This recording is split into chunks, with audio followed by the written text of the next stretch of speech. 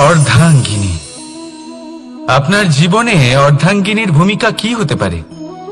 আপনি বলবেন সেরকমই যেমন আমার জীবনে রুক্মিণীর ভূমিকা।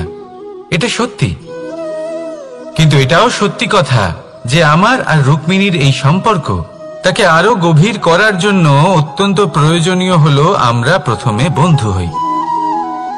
একজন ভালো স্বামী বা স্ত্রী হবার প্রথম পদক্ষেপ বন্ধুত্ব, অর্থাৎ সখা প্রেম।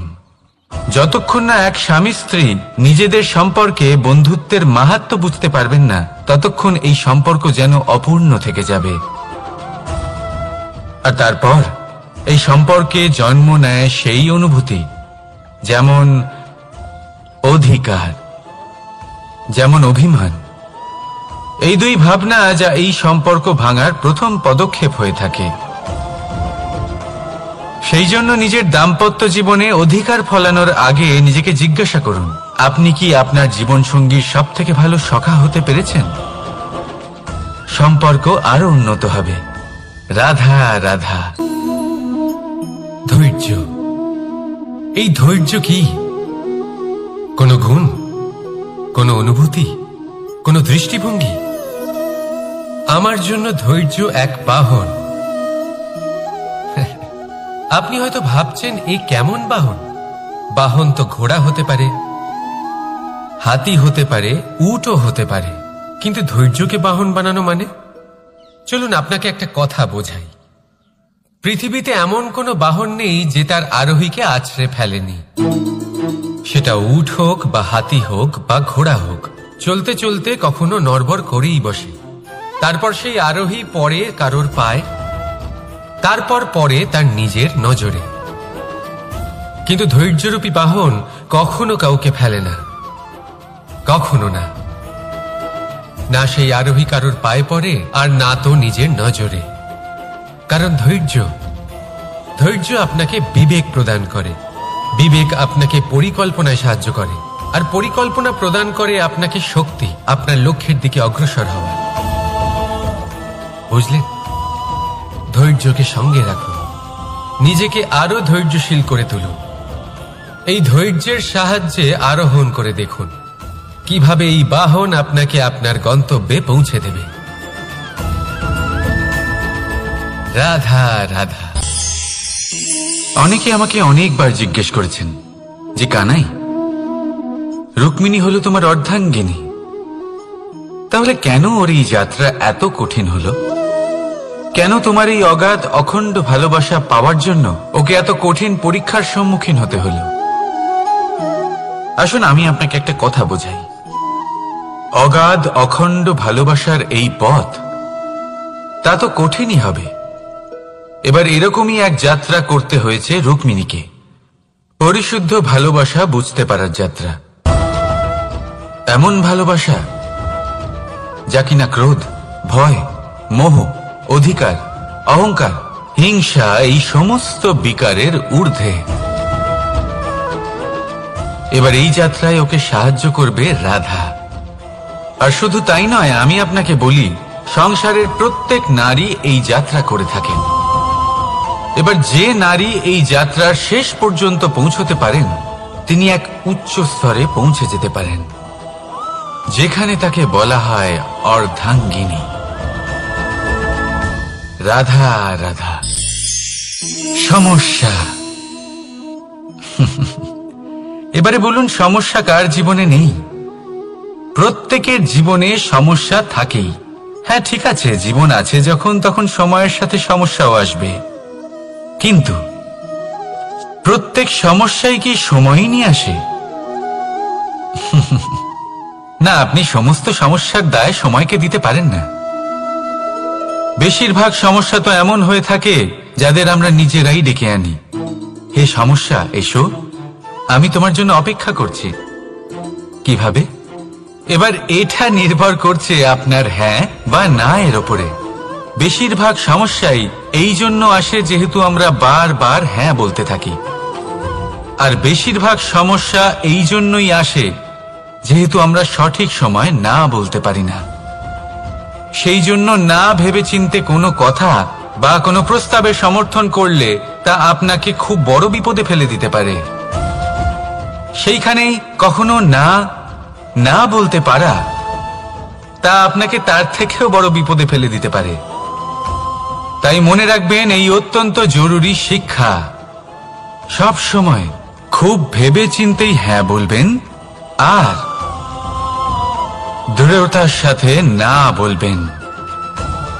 আর বিশ্বাস করুন, আপনার জীবন অত্যন্ত সুখময় হয়ে যাবে। তাহলে আসুন আমার সাথে ভালোবেসে বলুন, রাধা রাধা। বিবাহ। একজন নারীর জীবনে বিবাহের গুরুত্ব কতটা?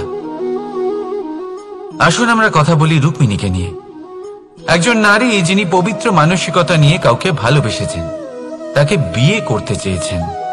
এবার বিয়ে মানে কাউকে পাওয়া, মানে কারোর হাত ধরে আগামী সমস্ত জীবন তার সাথে কাটিয়ে দেওয়া।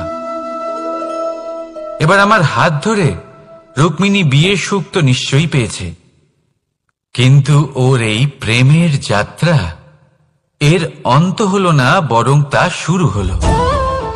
এবার রুক্মিণীর জীবনে সেই অধ্যায় শুরু হয়ে গেছে, যেখানে ওকে সেই মানুষকে বুঝতে হবে যার হাত ধরে সমস্ত জীবন অতিবাহিত করার সিদ্ধান্ত নিয়েছে সে।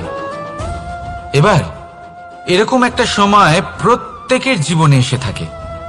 প্রত্যেকের মানে আপনারও। আপনার জীবনেও এমন এক সময় আসবে, তার জন্য তৈরি থাকুন। নিজের মনে যা যা বিকার আছে তা কোথাও ত্যাগ করে আসুন, আর পরিশুদ্ধ ভালোবাসা দিয়ে, পবিত্র মন দিয়ে নিজের জীবন সাথীকে বোঝার চেষ্টা করুন, কোনো আশা না রেখে। যদি এরকম করতে পারেন তবেই কঠিন পরীক্ষায় উত্তীর্ণ হবেন, নয়তো নয়। রাধা রাধা। সাফল্য। সাফল্য এই পৃথিবীতে কে না পেতে চান? প্রত্যেক মানুষ চান যেন সাফল্য নিজে এসে তার কাছে ধরা দেয়। এবার সাফল্য তাদের কাছে এসে ধরা দেয় যারা নিজের পা ধরাতলে রেখে চলেন, যারা স্বপ্নের জগতে বিচরণ না করে বাস্তবের মাটিতে পা রেখে চলেন, এবং তাও দৃঢ়তার সাথে। সাফল্য তারা পান না যারা বাড়িতে বসে বসে শুধু স্বপ্ন দেখেন। সাফল্য নিজে থেকে তাদের কাছেই আসে যারা নিরন্তর চেষ্টা করেন, যারা পরিশ্রম করেন আর নিজের এই জীবনকে অন্যের কাছে সফল করে দেখান। তাহলে সিদ্ধান্ত হলো আপনার। সফল সবাই হতে চান, স্বপ্ন সবাই সার্থক করতে চান। স্বপ্ন তখনই সার্থক হয় যখন পরিশ্রম করবেন, আর সাফল্য তখনই আপনার সাথে থাকবে যতক্ষণ আপনি বিনম্র থাকবেন। তাহলে আসুন আমার সাথে ভালোবেসে বলুন, রাধা রাধা। এই পুষ্প দেখতে পাচ্ছেন আপনি? কি সুন্দর এই পুষ্প। সবাই চায় এরকম কোনো এক পুষ্প সে নিজের করে নেবে, নিজের কাছে রাখবে। এবার ভাবুন, এই পুষ্প যে সম্মান পায় তা কিসের জন্য পায়? শুধু কি তাকে সুন্দর দেখতে বলে? আসুন আপনাকে একটা কথা বোঝাই। এই ফুল যখন গাছে থাকে তখন এই রূপ আমাদের আকর্ষণ করে। এই ফুল দিয়ে যদি আপনি মালা বানান, কোনো মূর্তিতে দেন, তাহলে তা সম্মানের নিদর্শন হয়। এবার এই ফুলই যদি আপনি বিছানাতে ছড়িয়ে দেন, তাহলে সেই দৃশ্য দেখে সেই সুবাসে আপনার মন পুলকিত হয়ে ওঠে। কিন্তু ভাবুন, এই পুষ্পই যদি আপনি চিতায় সাজান, তাহলে এই পুষ্পকে আর কেউ সম্মান করে না। একই রকম কথা, সেই একই পুষ্প এক পরিস্থিতিতে সম্মান পাচ্ছে, এক পরিস্থিতিতে নয়। কেন? কারণ এতেই লুকিয়ে রয়েছে একটা গুরুত্বপূর্ণ শিক্ষা। এর সারমর্ম হলো এটাই যে এই সম্মান ব্যক্তি বা বস্তুকে করা হয় না, সম্মান করা হয় সময় এবং পরিস্থিতিকে। এবার এই যে সময়, তা কখনোই আমাদের বশে থাকে না, আমাদের বশে থাকে পরিস্থিতি।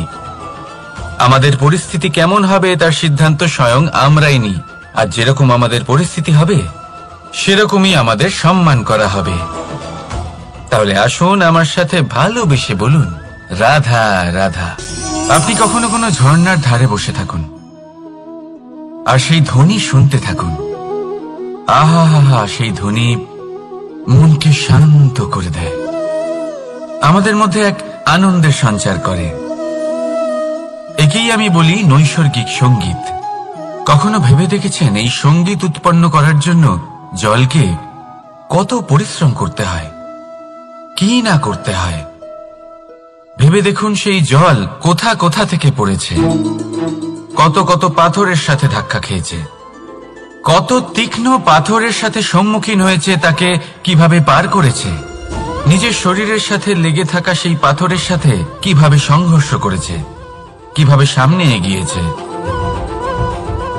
ভাবুন, এই সব কিছু হওয়ার পরেই সেই সঙ্গীত উৎপন্ন হয়েছে। এই ঝর্ণার এই মধুর সঙ্গীত কখনো আপনার কান পর্যন্ত পৌঁছতই না যদি সেই জলের বিরোধিতা করার জন্য সেই পাথর না থাকত। এর সারমর্ম কি হতে পারে? সারমর্ম হলো একটাই, এই সব বাধার সম্মুখীন হন, এদের থেকে দূরে পালাবেন না, কারণ এই বাধা হলো নৈসর্গিক। সবার জীবনে এই বাধা রয়েছে, তার সম্মুখীন হন, জীবনের সামনে এগোন। আর আপনিও নিজের ভেতর থেকে সৃষ্টি করুন এই নৈসর্গিক সঙ্গীত, আর এই সংসারে ছড়িয়ে দিন শান্তি আর প্রসন্নতা। রাধা রাধা। সংসারে নিয়তি অনেক কিছু নির্ধারণ করে, যেমন প্রত্যেকটি জিনিসের সীমারেখা। শরীরের মধ্যে থাকা জল, তার মাত্রাও এই নিয়তি নির্ধারিত করে রেখেছে। কি করে? দেখুন, যদি সঠিক সময়ে আপনি পরিশ্রম করে নিজের ঘাম না ঝরান, তাহলে কিছু সময় পরে আপনার চোখের জল অবশ্যই ঝরবে। কারণ সবকিছু যদি ভাগ্যের জোরে পেয়ে যাওয়া যায়, তাকে কর্মের দ্বারা সামলে রাখতে হয়। যদি পরিশ্রম করতে থাকেন, তাহলে যা পেয়েছেন তা সামলে রাখতে পারবেন, আর যা যা আপনি পেতে চান তা অবশ্যই পাবেন। কিন্তু যদি পরিশ্রমের থেকে দূরে থাকেন, তাহলে যা পেয়েছেন তা তো হারিয়ে ফেলবেনই, আর যা পেতে চান তার তো কোনো প্রশ্নই ওঠে না, আর বয়ে যাবে শুধুমাত্র অশ্রু। এবার সিদ্ধান্ত আপনার, কি ঝরাতে চাইবেন আপনি? ঘাম নাকি অশ্রু? রাধা রাধা। এই জীবনে মানুষ শুধু তিনটি জিনিসের পেছনে ছোটে: ছায়া অর্থাৎ সঙ্গী সম্মান, কায়া অর্থাৎ সুন্দর বলিষ্ঠ শরীর, আর তৃতীয় হল মায়া অর্থাৎ ঐশ্বর্য। এবার অবাক করার মতো বিষয় হলো, সময় এলে পরে এই তিনটি বস্তুই সবার আগে আপনাকে ত্যাগ করে। অন্ধকারে ছায়া আপনাকে ত্যাগ করে, বার্ধক্যে কায়া আপনাকে ত্যাগ করে, আর অন্তিম সময়ে মায়াও আপনাকে ত্যাগ করে। এগুলো কিছুই কাজে আসে না যার পেছনে আপনি সারা জীবন দৌড়েই যাচ্ছিলেন। যদি কিছু কাজে লাগে, তা হলো আপনার প্রেমপূর্ণ ব্যবহার যা আপনি সংসারকে দিয়েছেন। এ হলো সেই প্রেম যা অন্ধকারে প্রদীপ হয়ে আপনাকে আলো দেবে। এ হলো সেই প্রেম যা বার্ধক্যে হাত রূপে আপনাকে শক্তি দেবে, সহায়তা করবে। আর যখন আপনার কাছে অর্থ থাকবে না, তখন এই প্রেমই আপনাকে সামর্থ্য যোগাবে। জীবনে যদি কিছু উপার্জন করতে চান, তাহলে শুধু প্রেম উপার্জন করুন। যদি আপনিও আমার মতো দূরের কথা ভাবতে চান, তাহলে শুধুমাত্র প্রেম উপার্জন করুন। আর এখন এই প্রেম ভাব নিয়েই বলুন, রাধা রাধা। কখনো প্রদীপ জ্বালাতে গিয়ে আপনার হাত পুড়ে গেছে? একবার মনে করে দেখুন সেই অনুভূতি। এক্ষুনি মনের মধ্যে যন্ত্রণার এক অনুভূতি বয়ে যাবে। কখনো হাঁটতে হাঁটতে পায়ে কাঁটা ফুটে গেছে? মনে করুন, এক্ষুনি মনের মধ্যে যন্ত্রণার এক অনুভূতি বয়ে যাবে। এরকম কেন হয়ে থাকে? কষ্ট তো শুধু তখন হয়েছিল, কিন্তু যদি আজ মনে করেন, তাহলে সেই যন্ত্রণা আপনার মনে মাথায় থেকেই যায়। এরকম কেন হয়ে থাকে? যে জীবনে যখনই আমরা যন্ত্রণার অনুভব করি, তারপর আমরা সেই যন্ত্রণা নিজের সাথে বহন করে নিয়ে চলি। কারণ হলো একটাই, চিন্তা। কোনো যন্ত্রণাই এতটা কষ্ট আমাদের দেয় না যতটা কষ্ট এই চিন্তা দেয়। তাহলে এই চিন্তা ত্যাগ করুন আর ভাবুন যে কিভাবে নিজেকে সব সময় আনন্দে রাখা যায়।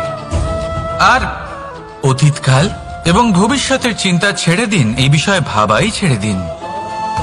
শুধুমাত্র এটা ভেবে নিন যে আজ আমায় নিজেকে আনন্দে রাখতে হবে, যে করেই হোক। এটা করা শুরু করে দিন।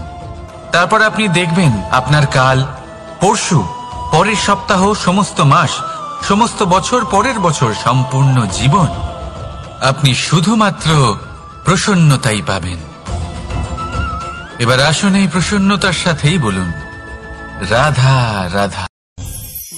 আকাঙ্ক্ষা কখন লোভে পরিণত হয়ে যায় তা কেউ বলতে পারে না। এবার তার পরিণাম কি হতে পারে তাও আমরা কেউ জানি না। আজ আমি আপনাকে বলছি, কোনো ব্যক্তি সবথেকে বেশি ক্ষতির সম্মুখীন তখনই হয় যখন সে এটা মনে করে যে সে সবথেকে বেশি সুরক্ষিত স্থানে রয়েছে। সে ভাবে যে সে সেখানে সুরক্ষিত রয়েছে। সে তখন অসাবধান হয়ে পড়ে, আর তখনই তাকে জীবনের সবথেকে বড় ক্ষতির সম্মুখীন হতে হয়। নিঃস্ব হয়ে যাওয়ার পরিস্থিতি কোনো মানুষের জীবনে তখনই আসে যখন তার কাছে প্রচুর সম্পত্তি থাকে এবং সে তার থেকেও অনেক বেশি সম্পত্তি অর্জন করতে চায়। সেই অনেক বেশি সম্পত্তি অর্জন করার চেষ্টায় সে এমন কিছু করে বসে যার ফলে তাকে সমস্ত সম্পত্তি হারাতে হতে পারে। একজন রচনাকার নিজেই নিজের প্রতিভা একদম শেষ করে দিতে পারে যখন সে অনেকগুলো কাজ নিজের কাঁধে নিয়ে নেয়। একটা গুরুত্বপূর্ণ কথা সবসময় মনে রাখবেন, আজ আপনি যেখানেই থাকুন না কেন, যেমনই যে কোনো স্থানেই থাকুন না কেন, এর পেছনে আপনার আকাঙ্ক্ষার একটা বিশাল ভূমিকা রয়েছে। কিন্তু মনে রাখবেন, আপনাকে শিখতে হবে যে কখন আর কিভাবে নিজের উচ্চাকাঙ্ক্ষাগুলিকে লাগাম পরাতে হবে, কারণ এটা অত্যন্ত আবশ্যক। তাই আসুন আর আমার সাথে ভালোবেসে বলুন, রাধা রাধা। রাত্রে আমরা সুখ নিদ্রা লাভ করি, আমরা স্বপ্ন দেখি, ভবিষ্যতের পরিকল্পনা করি, খুব ভালো লাগে। সকালে যখন চোখ খুলি, নিদ্রা ভঙ্গ হয়, স্বপ্ন সেইখানেই ভেঙে যায়, আর তারপর আমরা আমাদের রোজকার জীবন যাপন করি। স্বপ্ন হয়তো মানুষ রাতের বেলায় দেখেন, কিন্তু সেটাকে সার্থক দিনের বেলাতেই করতে হয়।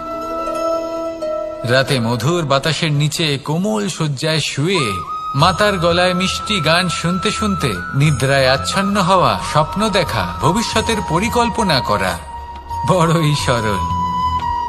কিন্তু সকালবেলায় সময় মতো উঠে সূর্যের তাপ সহ্য করে, সেই উষ্ণতা সহ্য করে সর্বাঙ্গ ঘেমে গিয়ে নিজের পথ খুঁজে বের করা, সেই পথে অগ্রসর হওয়া, বাধা বিপত্তি এসবের সম্মুখীন হওয়া, আর তারপর লক্ষ্য লাভ করা, এগুলো কঠিন কাজ। এ হলো অত্যন্ত কঠিন কাজ। যদি আপনি চান যে স্বপ্ন আপনি দেখেছেন তা সত্যি হোক, তাহলে দিনের বেলায় আপনাকে বেরিয়ে কর্ম করতেই হবে, পরিশ্রম করতেই হবে। মনের এই চক্ষু দিয়ে স্বপ্ন দেখা সম্ভব, কিন্তু যদি আপনি বুঝতে পারেন যে এই স্বপ্নই হলো আপনার লক্ষ্য, তাহলে তাকে সার্থক করতে শুধুমাত্র পরিশ্রম দ্বারাই করতে হবে। তাহলে পরিশ্রম করুন আর আমার সাথে ভালোবেসে বলুন, রাধা রাধা। মানুষের জীবনে তিনটি গুণ অত্যন্ত প্রয়োজনীয়: শ্রদ্ধা, বিনম্রতা, যোগ্যতা। যদি জ্ঞান লাভ করতে চান তাহলে শ্রদ্ধার প্রয়োজন, যদি মান লাভ করতে চান তাহলে স্বভাবে বিনম্র হওয়া প্রয়োজন, আর যদি মনোবাঞ্ছিত স্থান লাভ করতে চান তাহলে যোগ্যতার প্রয়োজন। বিষয়টা সহজ। শ্রদ্ধা আপনাকে জ্ঞান দেবে, নম্রতা আপনাকে মান, আর যোগ্যতা উচিত স্থান দেবে। কিন্তু যদি আপনি এই তিনটি গুণ সম্মিলিত করেন, তাহলে এমন কিছু লাভ করবেন যা এই সব কিছুর থেকে অনেক ঊর্ধ্বে। সম্মান। আর এ হলো সেই সম্মান যা প্রত্যেক মানুষের নিজের জীবনে লাভ করতে চেষ্টা করা উচিত। কারণ এই হলো সেই সম্মান যার কারণে আপনি চলে যাওয়ার পরেও এই সংসার আপনাকে ভালোবাসবে আর মনে রাখবে। আসুন আমার সাথে ভালোবেসে বলুন, রাধা রাধা। অনেক সময় আমরা জীবনে অনেক মানুষকে এমন বলতে শুনে থাকি যে আমি অসফল হয়েছি কারণ আমার সময় ভালো যাচ্ছিল না। আমি এই জিনিসটা লাভ করতে চাইছিলাম কিন্তু করতে পারলাম না কারণ আমার সময়টা ভালো যাচ্ছিল না। আমি আমার জীবনে ওই মহান কাজটা করতে চাইছিলাম কিন্তু করতে পারলাম না। কেন? কারণ আমার সময়টা ভালো যাচ্ছিল না। কিন্তু যে মুহূর্তে ভালো সময় আমার জীবনে আসবে আমি সব কিছু প্রাপ্ত করব। এমন প্রায় প্রত্যেকেই বলেন। আসুন একটা কথা বোঝা যাক। একজন মালিকে দেখুন, সে প্রত্যেক দিন গাছের সেবা করে, তাকে জল দেয়, তার যত্ন আত্তি করে। কেন? প্রত্যেক দিন সেই গাছ ফল দেয় না। সঠিক সময় এলে তবেই সেই গাছ ফল দেয়, কিন্তু প্রত্যেক দিন মালি তার সেবা করে, তাকে যত্ন করে। শুধুমাত্র তখন করে না যখন সেই গাছ ফল দিতে সক্ষম। আর যদি মালি গাছের যত্ন প্রতিদিন না করে তাহলে হয়তো সেই গাছ ফল দিতেই পারবে না। এটাই হলো আমাদের জন্য একটা শিক্ষা। যখন সময় আমাদের জন্য অপেক্ষা করে না তখন আপনি সময়ের জন্য কেন অপেক্ষা করছেন? ভালো সময়ের জন্য অপেক্ষা করবেন না। ভালো এবং শুভ কর্ম দ্বারা ভালো সময়কে নিজের কাছে টেনে আনুন। নিরন্তর কর্ম করুন, পরিশ্রম করতে থাকুন। শুভ সময় আপনা থেকেই আপনার কাছে আসবে। আসুন আমার সাথে ভালোবেসে বলুন, রাধা রাধা। মানুষের এই সংসারে জীবনযাপন করার জন্য কিছু জিনিসের প্রয়োজন পড়ে। এমন কিছু আবেগ, এমন কিছু বস্তু আছে যেগুলো তার প্রয়োজন হয়। কিন্তু সব থেকে বেশি যে জিনিসটা তার প্রয়োজন হয় সেটা হলো সম্মানের। আমাদের ভালো লাগে যখন কেউ আমাদের সম্মান করে। আমরা কাউকে সম্মান করলে তারও সেটা ভালো লাগে। কিন্তু আপনি দেখবেন যে সংসারে বেশিরভাগ মানুষ দুটি মাপদণ্ডের ভিত্তিতে সম্মান করেন। হয় বয়স দেখে করেন বা উপার্জন দেখে, অর্থাৎ সেই ব্যক্তি কতটা উপার্জন করেন। এবার ভেবে দেখুন, এটা আবশ্যক নয় কারোর বয়স যদি বেশি হয় তার বুদ্ধিও ততটাই বেশি হবে। আবশ্যক এটাও নয় যে কোনো ব্যক্তি যদি অত্যন্ত ধনী হন বা তার মনও নির্মল হবে বা তিনি সৎকর্ম করবেন বা এমন কোনো কর্ম করবেন যাতে উনি সম্মান লাভ করতে পারেন। হতে পারে উনি ধনী কিন্তু দুশ্চরিত্র। সেই জন্য বয়স বা উপার্জন দেখে কোনো ব্যক্তিকে সম্মান করবেন না। কর্ম দেখুন। যদি গভীরভাবে ভেবে দেখেন তাহলে দেখবেন যদি কোনো মানুষ কোনো সৎকর্ম করেন তাহলে তার প্রতি হৃদয় থেকে সম্মান জাগ্রত হয়। এটাই হলো সেই সম্মান যা অর্জন করতে হবে। বয়স আজ আছে, কাল আরো বৃদ্ধি পাবে। উপার্জন আজ আছে, কাল সেটা কমে যেতেও পারে। কিন্তু যদি আপনি নিরন্তর শুভকর্ম করতে থাকেন তাহলে আপনি মৃত্যুর পরেও অমর হয়ে থাকবেন। আসুন আমার সাথে ভালোবেসে বলুন, রাধা রাধা। পাপ এবং পুণ্য, এই দুই হলো সংসারের এমন দুই বিন্দু যাকে কেন্দ্র করে এই সংসারের চক্র ঘুরতে থাকে। আমরা যদি কোনো কর্ম বিচার করি হয় পুণ্য নয় পাপের দৃষ্টিভঙ্গি দিয়ে, এটা হয় পুণ্য না হলে পাপ। কিন্তু এই পাপ এবং পুণ্য এই দুই নির্ভর করে প্রত্যেক মানুষের ওপর, তার চিন্তাধারা, তার পরিস্থিতির ওপর। ধরুন এমন একজন মানুষ যিনি অনেক দিন ধরে বনে পথ হারিয়েছেন, অনেক দিন হয়তো উনি কোনো খাবার খাননি। এবার এমন পরিস্থিতি চলে এসছে যে এবার যদি উনি খাবার না খান তাহলে হয়তো জীবিতই থাকবেন না। আর এমন অবস্থায় ওনার সামনে যদি কোনো প্রাণী আসে তাহলে তাকে শিকার করা এটা কিন্তু তার কাছে পাপ নয়, এটা তো জীবিত থাকার একমাত্র উপায়। এটা তার কাছে পুণ্য সম। আর যদি আমি এমন একজন ব্যক্তির কথা বলি যিনি সরল, যিনি একটি সুখী, শান্ত, সুরক্ষিত জীবনযাপন করছেন, তার কাছে কিন্তু এটা পাপ। এইরকমই এই সংসারে ভিন্ন ভিন্ন পরিভাষা আছে পাপ এবং পুণ্যের। তার মধ্যে যদি আমি আপনাকে একটি সরল পরিভাষা দিই, সেটা হলো, জীবনে যখনই কোনো কর্ম করবেন সেটা নিয়ে একটু ভেবে দেখুন যে এই যে কাজটা আমি করছি তার ফলে এই যে অন্য মানুষেরা আছেন এই সংসারে, তারা কি দুঃখ পাবেন? যদি তারা দুঃখ পান তাহলে সেটা পাপ। যদি আপনি এমন কোনো কর্ম করেন যার ফলে অন্যরা প্রসন্নতা লাভ করেন, তাদের মুখে হাসি ফুটে ওঠে, যদি তারা প্রেরিত হন, জীবনে সামনে এগোতে পারেন, তাদের বিকাশ হয়, তাহলে এটা হলো পুণ্য। তাই জীবনে সবসময় পুণ্য করতে থাকুন আর আমার সাথে ভালোবেসে বলুন, রাধা রাধা। বনস্পতি ফলনের জন্য আমাদের কিসের প্রয়োজন পড়ে? একটু ধরিত্রীর, একটু পরিশ্রমের, আর একটা বীজের। এবার যদি মানুষের কথা বলি, তাহলে এখানে ধরিত্রী হলো মানুষের এই জীবন, যেখানে মানুষ নিজের ইচ্ছের ফল ফুল ফলন করতে চায়। পরিশ্রম হলো আমাদের কর্ম, আর বীজ হলো আমাদের নির্বাচন। আমাদের বেছে নিতে হবে যে আমরা কি বপন করব, আম নাকি ফণি মনসা। এর মধ্যে আমরা কি পেতে চাই? রসালো ফলের ফলন চাই নাকি কাঁটার ফলন চাই, তা আমাদের উপর নির্ভরশীল। কিন্তু একটা কথা ঠিক, লক্ষ্য যেমনই হোক না কেন, জীবন যেমনই হোক না কেন, যদি আপনি লক্ষ্যের দিকে এগোতে থাকেন তাহলে কর্মের সাথে খামখেয়ালি আচরণ করতে পারবেন না। যদি আপনি এমন করেন তাহলে এটা আপনাকে একটা অনুচিত লক্ষ্যে পৌঁছে দেবে, সেটা কিন্তু নিশ্চিত। সবসময় এটা মনে রাখবেন, কর্মের সাথে খামখেয়ালি হবেন, অর্থাৎ কর্মফলও আপনার সাথে খামখেয়ালি হবে। তাহলে নিষ্ঠার সাথে কর্ম করতে থাকুন আর নিজের লক্ষ্যকে প্রাপ্ত করুন। আর আমার সাথে ভালোবেসে বলুন, রাধা রাধা।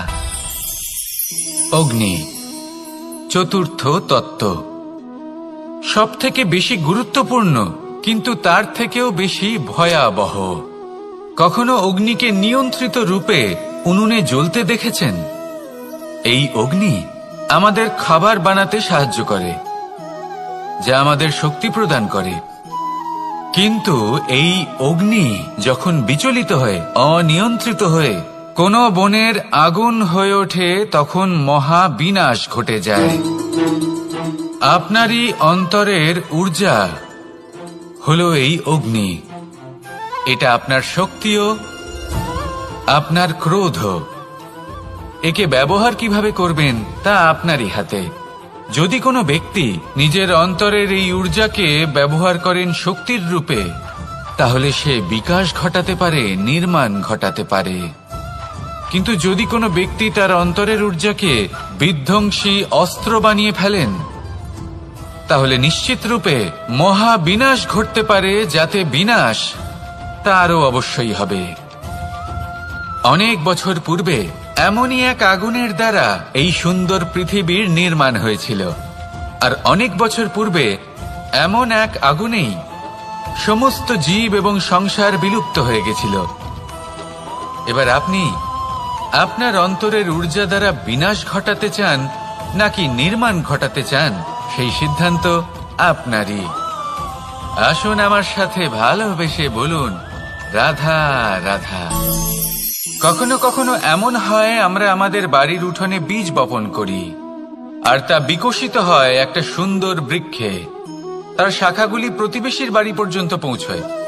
ফলের বর্ষণ প্রতিবেশীর বাড়িতেও হয়ে থাকে, আর আমরা ভাবি গাছ আমরা উৎপন্ন করব আর ফল খাবেন আপনারা।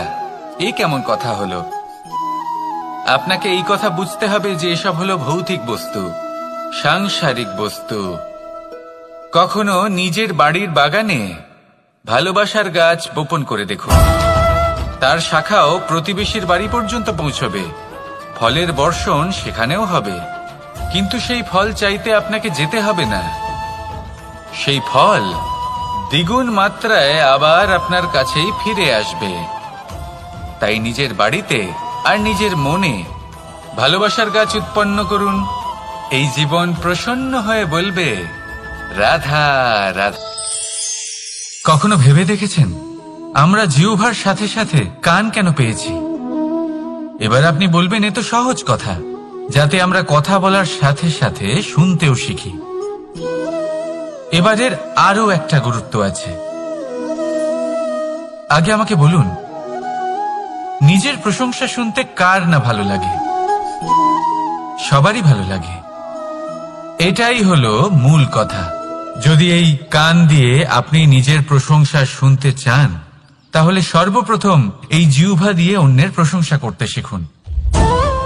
এবার প্রশংসার বিষয়ে একটা অত্যন্ত গুরুত্বপূর্ণ কথা আপনাদের বলি। কখনো যদি কারোর প্রশংসা আপনি করেন, তাহলে সবার আগে সেই ব্যক্তির উৎসাহ বেড়ে যায়, আর তারপর নিজে যদি ভেবে দেখেন, তাহলে নিজের মনেও সন্তুষ্টি আর প্রশান্তি চলে আসে। আর একবার যদি এই মন প্রশান্তিতে ভরে যায়, তারপরে কেউ প্রশংসা করুক বা না করুক, কিচ্ছু যায় আসে না। সেই জন্য সবসময় অন্যের সম্মান করবেন, স্নেহ করবেন, প্রশংসা করবেন, সুখ ভাগ করে নেবেন। যার মধ্যে যেটা ভালো আছে তা বলুন, তাকে মনে করান তিনিও ভালো, তার উৎসাহ বাড়িয়ে তুলুন। তিনি জীবনে সামনে এগোবেন, আর এই ব্রহ্মাণ্ড আপনাকে কখনো পিছিয়ে থাকতে দেবে না। রাধা রাধা। সত্য এবং অসত্য দুটোর মধ্যে পার্থক্য কি আছে? পার্থক্য হলো অ অক্ষরটার। এবার অ দিয়ে হতে পারে আরম্ভ, অ দিয়ে হতে পারে অন্ত। সত্য হলো সেটা যেখানে সমস্ত পথের আরম্ভ হয়, অসত্য সেটা যেখানে সমস্ত পথের শেষ হয়। এবার এরা চলতে হয়তো পারে না, কিন্তু তাও ছাপ রেখেই যায়। সত্য সেই ছাপ রেখে যায় যা একটা উজ্জ্বল উৎকৃষ্ট উদাহরণ হতে পারে, আর অসত্য সেই উদাহরণ তৈরি করে যা একটা কলঙ্কিত ইতিহাস তৈরি করে। এখন আপনি আগামী সময়ের জন্য কেমন ছাপ রেখে যাবেন, এই সিদ্ধান্ত পুরোপুরি আপনার। রাধা রাধা। চলুন একটা প্রশ্ন করি। কোন মানুষকে জিজ্ঞাসা করবেন যে সে মূর্খ, অলস, বিবেকহীন, অসফল এইসব বিশেষণ দিয়ে নিজেকে পরিচিত করতে চাইবে? না। কাউকে জিজ্ঞাসা করুন, আপনি কি মূর্খ? না। আপনি কি অসফল হয়েছেন? না। আপনি কি বিবেকহীন? না। এবার বলুন, আপনি জীবনে মূর্খ ও বিবেকহীন হবার জন্য কোনো ভালো পরিকল্পনা বানিয়েছেন? উত্তর পাবেন না। কারণ কোনো পরিকল্পনা বানানো হয় না যাতে আপনি মূর্খ বা অসফল হন। মানুষ মূর্খ বা অসফল তখন হন যখন কোনো পরিকল্পনাই থাকে না। দেখুন, একটাই ছোট জীবন, তাকে স্থির করুন যাতে অনেক বেশি সংখ্যক মানুষকে আপনি জুড়ে রাখতে পারেন, অনেক বেশি শান্তি পেতে পারেন, অধিকতর সাফল্য লাভ করতে পারেন, বেশিরভাগ মানুষের পথপ্রদর্শক হয়ে তাদের মঙ্গল করতে পারেন। অসফল হয়ে বাড়িতে বসে থাকার চেয়ে ভালো হলো যে আপনি একটা পরিকল্পনা করে অসফল হন, কারণ তখন আপনার কাছে আরো একটা বিকল্প থাকবে, একটা নতুন পরিকল্পনা বানানোর, তাকে সার্থক করার। কারণ এমন কোন পরিকল্পনা তো অবশ্যই থাকবে যা আপনাকে আপনার লক্ষ্যে পৌঁছে দেবে, তাই তো? রাধা রাধা। সূর্য কারোর জন্য হলেন শক্তিদাতা ঈশ্বর, আবার কোনো প্যাঁচার জন্য হলো চোখ বন্ধ করে দেওয়ার মতো তীব্র আলো। নদী কারোর জন্য হলো তৃষ্ণা মেটানোর স্রোত, আবার কারোর জন্য বন্যারূপী বিনাশকারী আশঙ্কা। সাগর কারোর জন্য হলো নোনা জলের ভান্ডার, আবার কারোর জন্য অগন্তি প্রাণী জগতের সম্ভার। প্রশ্ন হলো, প্রত্যেক ব্যক্তির জন্য প্রত্যেক অনুভূতি বা বস্তুর সারমর্ম আলাদা কেন হয়ে থাকে? যা কারোর জন্য হলো বিষ, তা অন্য কারোর জন্য অমৃত কেন? যা কারোর জন্য অমৃত, তা অন্যের জন্য বিষ কেন? উত্তর বড়ই সোজা। আমরা বস্তু বা অনুভূতিগুলিকে সেভাবে দেখি না যেরকম তা হয়ে থাকে।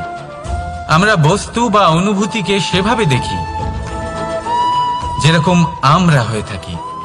এবার এর উপায় কি হতে পারে? নিজেকে পরিশুদ্ধ করুন, সবকিছুই শুদ্ধ হবে। রাধা রাধা। প্রেম ঘৃণা। এই দুই হলো একই শব্দ। কিভাবে? দেখুন না, দুটোতেই 2.5 অক্ষর রয়েছে। দুটোই হলো সেই অনুভূতি যা আমাদের মনের সাথে জড়িত, আর এই দুই অনুভূতির সাথেই জড়িত মানুষ আমাদের জন্য গুরুত্বপূর্ণ। পার্থক্য শুধু এটাই যে প্রেম পায় সম্মান আর ঘৃণাকে করা হয় অবজ্ঞা। এরকম কেন? কারণ প্রেম হলো সেই অনুভূতি যেখানে মানুষ সবকিছু দিয়ে দিতে চায়, সবকিছু লুটিয়ে দিতে চায়। সেখানে ঘৃণা হলো এমন অনুভূতি যেখানে মানুষ সবকিছু কেড়ে নিতে চায়, সবকিছু জিতে নিতে চায়। তাও প্রেমের অনুভূতি কখনো আপনাকে হারতে দেয় না, আর ঘৃণার অনুভূতি কখনো আপনাকে জিততে দেয় না। এবার কি করবেন আপনি? একটাই জীবন। ঘৃণার সাথে বাঁচবেন নাকি প্রেমের সাথে? আমি তো প্রেমকেই চয়ন করব। রাধা রাধা।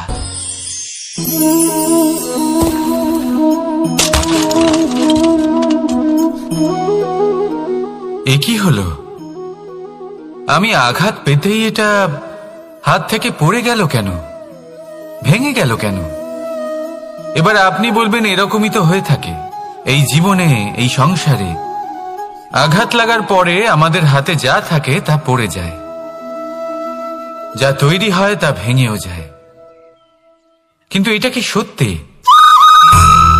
আপনাকে একটা কথা বলে রাখি, আঘাত পেয়ে পড়ে যাবার পরে সংসারের যে কোনো বস্তুই হাত থেকে পড়ে যাক না কেন, সাফল্য অবশ্যই আসে।